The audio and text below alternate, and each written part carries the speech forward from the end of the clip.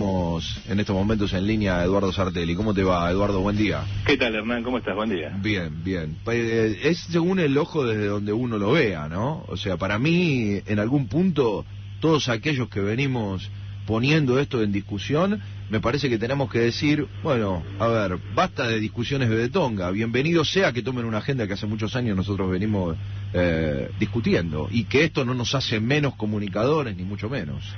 No, está claro que siempre que la verdad salga a la luz, aun cuando sea alguien que no es precisamente del sector que uno defiende, lo saque, lo ponga sobre la mesa, bienvenido sea. Y como vos decís, es cierto que no tiene sentido reivindicar el copyright, pero también hay que decirlo, ¿no? Nosotros nos ocupamos siempre de estas cosas, no cuando conviene electoralmente o por la pelea ocasional con el gobierno. Por otro lado, hay una cosa más que me gustaría destacar, que tiene que ver con lo que programas como el tuyo y otros por el estilo hacen, y del cual yo me siento involucrado, por supuesto, que es un plus a favor nuestro, que tiene que ver con la explicación, porque buena parte de estos medios de comunicación muestran cosas, pero a la hora de explicar por qué suceden estas cosas es donde aparece otra vez borrando con el codo lo que se escribió con la mano.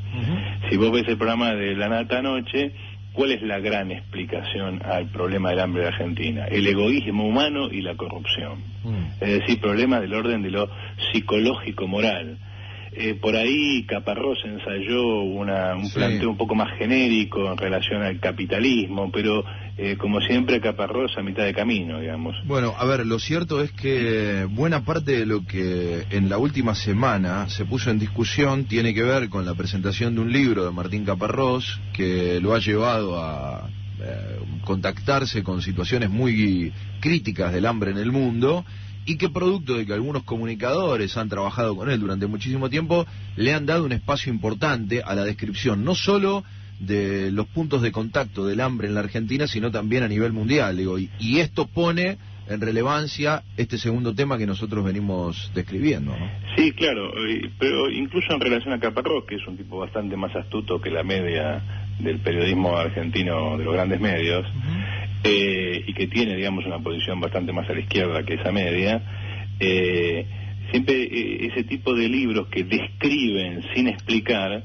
a mí me hacen acordar a un texto de Julio Cortázar, La cara oculta de Los Ángeles, ¿no? Donde Julio Cortázar de alguna manera criticaba cómo estaba de moda en Europa editar libros con fotos de chicos que pasan hambre en el mundo, y entonces la gente las compra y llora un poco y después se olvida. El problema de mostrar, de simplemente mostrar sin explicar, es el problema de que genera o una mala explicación del asunto, o bien un acostumbramiento. Esto es así. Y yo creo que lo que nosotros ofrecemos es precisamente ese diferencial, que es lo que moviliza a partir de una verdad, que puede ser común, que puede ser reconocida incluso por el enemigo de clase, pero que solo si le damos la explicación correcta actúa con función revolucionaria. Y en relación a eso, uno debiera preguntarse entonces por qué es que hay hambre en un país que produce alimento para 400 millones. Más allá de por qué hay hambre en el mundo. Vos sabés que, obviamente, ayer, observando el informe que hacía La Nata, pensaba, porque en un momento mostraban una vaca y decían que los pibes no tenían la copa de leche. Y digo, ¿en cuántos lugares debe haber sido más fácil mandarles una vaca a los colegios a tener que mandarle esto? Digo, ni siquiera un mínimo análisis. Digo, mirá, esto, si vos querés podemos dar una cifra más impresionante todavía. A ver. Mientras en la Argentina los chicos no reciben la copa de leche, acaban de cerrarse 3.000 tambos. En breve empezaremos a ver escenas como la del 2001 de tamberos que tiran la leche a la calle porque no es rentable venderla.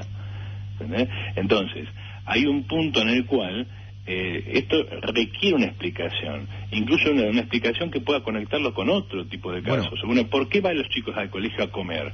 O sea, hay un punto primordial que en el informe de La Nata, la maestra que entrevistaban, la directora de jardín que entrevistaban, lo deslizó, pero el informe de La Nata no lo enfatizó. Es decir, ¿por qué los chicos tienen que ir al colegio a comer?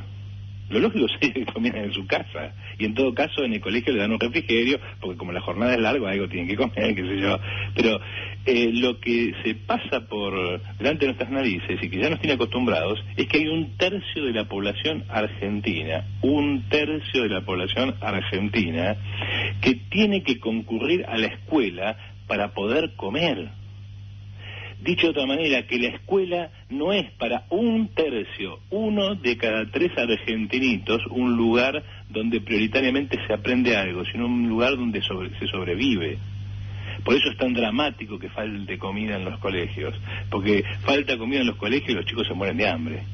Entonces, cuando vos recuperás ese dato primordial, entonces te das cuenta de que todo lo que venimos hablando acerca de cómo se destruye la educación argentina, porque se le carga a la educación argentina millones de cosas que no se le tienen que cargar. Por ejemplo, los maestros y las escuelas no son para darle comer a los chicos, no son ollas populares, pero lo tienen que ser porque si no los chicos se mueren de hambre. Entonces, cuando nosotros recuperamos eso y tomamos otras noticias que andan dando vuelta hoy día en los diarios, por ejemplo, el conflicto de Lear, por ejemplo, acaba de cerrar la filial en Argentina de la mayor imprenta del mundo, y de la noche a la mañana colgó un cartelito en la puerta y le dijo a sus empleados: señores, esto no va más, nos vamos, chao, muchas gracias por los servicios prestados.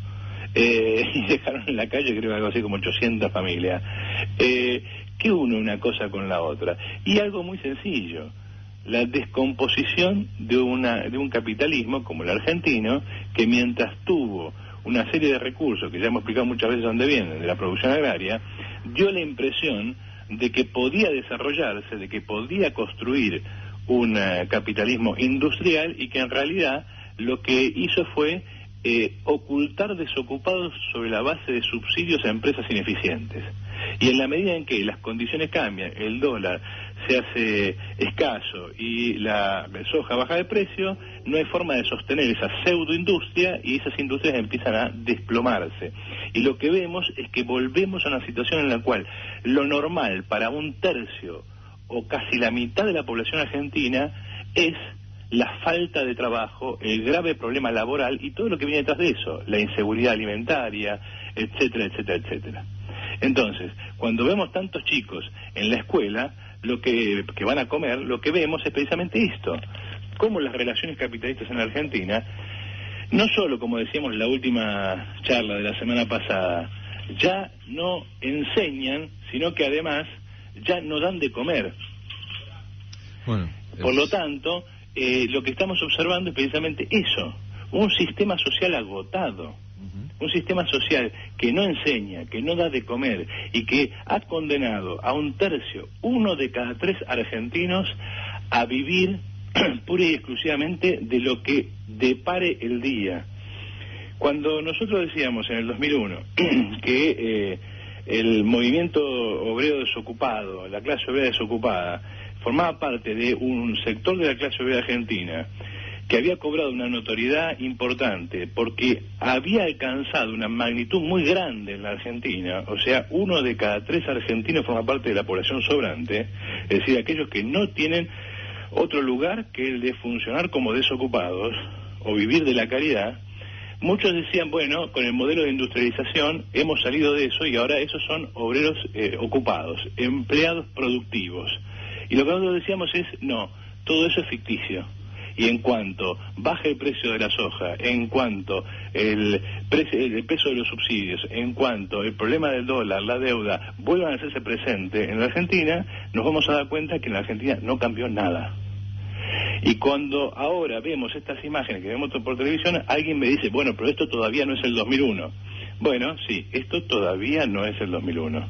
Pero pasaron 10 años de crecimiento a tasas chinas y ya volvemos a ver las mismas escenas.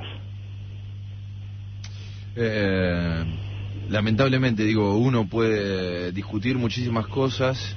Obviamente, como decíamos la semana pasada, hay momentos en que hay una situación en la que uno se enfrenta a la realidad, puede simplemente mirar la foto, como vos decías, y tratar de lucubrar cualquier tipo de respuesta, y hay otro momento en el que uno se encuentra con respuestas y prefiere mirar para otro lado. Bueno, de esto se trata, ¿no? Ver quiénes toman decisiones sobre estas situaciones. Hay algunas cuestiones que son claras. Yo decía lo del tema de la vaca y la copa de leche, es una cuestión increíble en muchos puntos del país.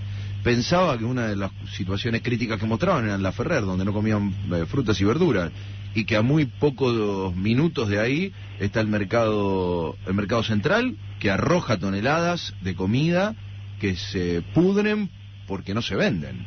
Digo, hay situaciones realmente que podrían mejorar, digamos, en un plano de desidia como el que estás de alguna manera describiendo, de desidia política, podrían mejorar y sin embargo no mejoran. O sea, hay un desinterés por un sector de la población. Yo te diría que hay más. Hay un reconocimiento de la imposibilidad y hay una aceptación de esa imposibilidad. La clase dirigente argentina, cuando dice que después del 7 o el 8% de desocupación, incluso la medida trucha del gobierno, ya es imposible de perforar porque es una cuestión estructural, cuando la tasa de desocupación argentina de la década de 70 era 2% como mucho, lo que está diciendo es, yo hasta acá llegué y esto no lo resuelvo. Cuando está diciendo, voy a achicar la secundaria para los adultos a 2 días a la semana, porque no puedo organizar una escuela de adultos, ni siquiera una escuela de adolescentes realmente en serio, lo que está diciendo es, yo reconozco que esto no lo resuelvo. Entonces, volvemos a la nata y a nuestra diferencia a favor, a nuestro plus. Para ellos es una cuestión puramente psicológico-moral. Para nosotros es el entender que esto es el resultado de un sistema social que en la Argentina está agotado y que no hay otra solución que reemplazar este sistema por otro. Cualquier otra ilusión, cualquier otra solución es pura ilusión. Si no lo resolvieron cuando crecían al 10%, ¿lo van a resolver ahora que estamos decreciendo al 2% anual? Eduardo, nos reencontramos la semana próxima. Un abrazo, Hernán. Chau, chau.